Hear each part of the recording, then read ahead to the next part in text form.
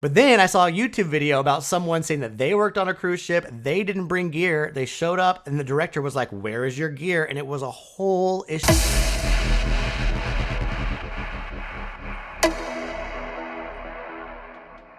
What is going on, you guys? It is Showboy KNOTZ, and we are back on YouTube with another video about my time on a cruise ship. That's right, you guys, I am back with another video teaching you guys a little bit of what I learned while I worked on a cruise ship as a DJ. Now, first and foremost, of course, this is just my opinion. Every experience is going to vary by person, and so I always recommend you go and achieve your own goals and explore things for yourself. Take everything I say with a grain of salt because it's going to vary person to person. So if you're curious at all about a couple of things that I have to say about working on a cruise ship as a DJ, then this is definitely the right video for you. Make sure you like, comment, hit subscribe button, but other than that, let's jump right into it. The first thing we are going to talk about is the application process. Now, this will vary from person to person depending on your cruise line, depending on what type of DJ you are on the ship, so just keep that in mind as well. I've personally went to the website from the cruise line that I was looking at working at, and they just so happened to have a DJ listing available on the career section. My process was pretty simple. I applied online at the website. I had an online video I had to do for a little interview with somebody, and then once that happened, I had to send in a mix to the recruitment office to make sure that I was able to MC, properly mix, and,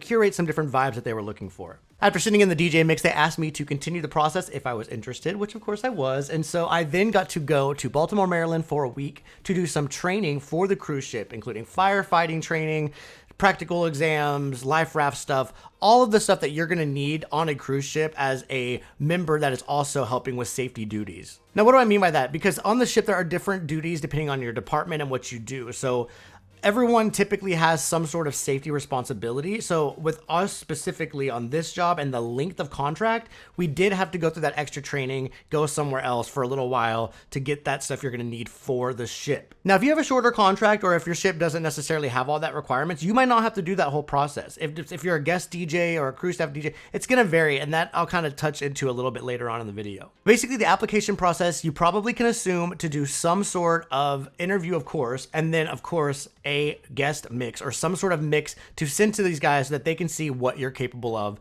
as a DJ and see if they even want you. The second thing is going to also vary based on your ship, and it's kind of a little interesting in my situation. That has to do with the gear and if you should bring gear to your cruise ship contract. Originally on my job post listing, it said nothing about needing to bring gear. And when I did my interview, I spoke to the recruitment agent and he said that everything was going to be provided. So I was like, okay, cool, great. I don't need to bring anything. We're good to go. But then I saw a YouTube video about someone saying that they worked on a cruise ship. They didn't bring gear. They showed up and the director was like, "Where is your gear?" And it was a whole issue. So I sent my recruiter person another email saying, "Hey, just want to double check, do I need to bring gear?" Now, this recruiter then reached out to the corporate office again to double check, and then I was told, yes, I need to bring a mixer, I need to bring a laptop, I need to bring stuff because, yeah, actually, they're not going to have everything I need on the ship. I was freaking out. I was scrambling last minute. I mean, thankfully, I already had like a laptop and stuff, but I didn't have DJ decks anymore. I didn't need them for what I was doing here, so I didn't have any. I had to rush expedite getting gear. And thankfully, I was able to get something taken care of. So when I got to the ship, I had brand new gear and everything I needed to get the job done. Now, mind you, when I did get to the ship, they did have something there after all, but it was such a small controller. And I would rather personally work with something that I'm comfortable with and I know how to use so that if I'm there the whole time, I know what I'm dealing with. I know my equipment and I know what works best for me. Now, I say that this varies depending on your cruise ship contract because, depending on the cruise line and different stuff, they may have gear. You may have to bring your own gear. It will vary. I recommend before going, and even when you're applying, ask, double check. Do I need to bring decks? Are you guys going to have that? Do I need to bring my own music library, or are you going to have an archive of music for me to pull from? All very important questions, but ultimately for me, I ended up bringing gear on my own so that I had something that I knew how to use and was comfortable with throughout the whole contract.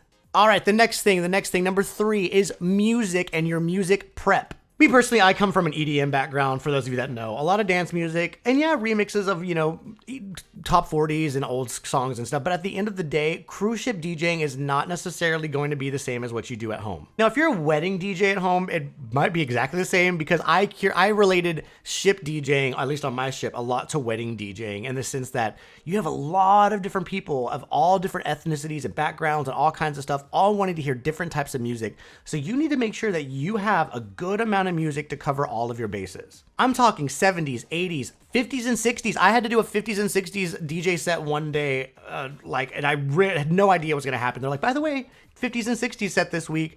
Oh my gosh, I was scrambling. I was trying to make it happen. We made it work, but point of the story is have a little bit of everything. Sort your music out by decade so that you have it organized. So when you do have to do those different theme nights, you have it ready. Have your Latin night. Have your more modern dance music stuff as well. Have a little bit of everything. Actually, don't have a little bit of everything. Have a lot of everything. Go with a good archive to do a little bit of everything. I even, with me, was in Hawaii. So I knew that I was going to need a little bit of Hawaiian music, some soca, some reggae. So I made sure to download those different types of stuff that I may not normally have listened to or even brought to bring with me so that I had everything when I needed it. The other thing with the music prep, it's very important to also get clean versions of songs. Clean versions of songs. And make sure you know your music. I'm talking, people were asking me for all this Bad Buddy and all these different things. And I was like, I don't have clean versions of those songs. And the ship that I worked on, they wanted you to play clean music. You can get in trouble for it. So make sure your archive is well diverse and you have clean versions as well so that you can play some of those more, club tunes, those late night jams, but that you won't get in trouble for playing something too risque. Like I said, this is going to vary based on your cruise ship. Some cruise ships, you have to actually send in a paperwork saying these are the songs I want to play. Is that okay? And then corporate approves it, and then that lets you know if you can play it or not. It's going to vary, but go prepared, have a little bit of everything, be organized, and be ready for anything. The number 4 thing I want to talk about are the hours. What is the work hours? What is that like working on the cruise ship? I briefly kind of mentioned something about being a guest DJ and a cruise staff DJ, and I'll also talk about this in the next topic, but that relates here as well. What I mean by that is that you have a cruise staff DJ, which is someone that is like doing cruise staff work, but they're also a DJ. So their main job might be a DJ, but they'll be doing bingo or some other stuff. And that's what I was on my contract. So I had an hourly rate. I got my overtime and all that stuff as well, but I had other duties aside just doing my disc jockey needs on the ship. If you're a guest DJ, it's gonna be a little bit different. You might have a better room. You might have solo privileges that you might not normally have. You might have way less hours because you're only doing DJ jobs. You might work even less days of the week and not every day. That is going to depend on the agency that you're contracted with if the shipboard DJ job you're doing is a contracted guest DJ position. I think the entry level, like cruise staff, disc jockey kind of job is a lot cheaper for the cruise line ultimately, and that probably is the more common route. I don't think they do too many guest DJs unless it's like a bigger name DJ coming in, because for the most part, they just need a crew member to do the DJ work. So the actual hours are going to vary. Like with me, whenever I was doing my cruise staff and DJ work, I would have a set by the pool that could range from 2 to 3 hours, 3.5 hours, and then a nighttime set, which could be 3 hours plus, as well as some random miscellaneous 30-minute hour cruise staff work kind of tucked in throughout the day. Now, if you're just a guest DJ, you might only have your one pool set or your one night set. It's going to vary, like I said, based off of the cruise line, based off if you're a guest DJ or if you're a cruise staff DJ, and if you're with an agency or not. A lot of different factors to consider whenever you're looking at your jobs. And finally, the 5th and final thing, the one thing I'm sure a lot of you guys are very curious about is what is the pay like as a DJ on a cruise ship? Now, I briefly just mentioned that I was an entry-level DJ / cruise staff position. So mind you, even though I have like a background in DJing and done festivals, all that stuff as well, this was technically considered an entry-level position. So I had an entry-level rate. I hit overtime. You do save money working on the cruise ship, so it does end up being a little bit more than what you want. But a cruise staff DJ isn't going to make what a contracted guest DJ is going to make. That will all vary. That's all up for negotiation. I know with my ship that we got raises like every year or so or something like that, but like you could expect to make pretty much a flat rate for the most part unless you're doing something through your agency where they're negotiating contracts and maybe you're making a little bit more. So when it comes to pay, ask up front, obviously, but make sure you know what you're getting yourself into and look at what type of DJ job it is. I was fortunate enough to have a really cool recruiter guy. So he was like, this is what it is. This is what you can expect. And mind you, we did have to go some back and forth about the equipment thing, but he was getting me the information I needed. And it helped me be a little bit more prepared with what I was getting myself into. The pay is going to vary. The hours are going to vary. It all just depends, you know. Is DJing at home going to be better than DJing on the ship? Maybe, maybe not. It all depends on what you have going, what your life goals are, and what you're kind of looking to do with your DJ career. I will say DJing on a cruise ship was an amazing opportunity. It broadened my horizon. I learned so much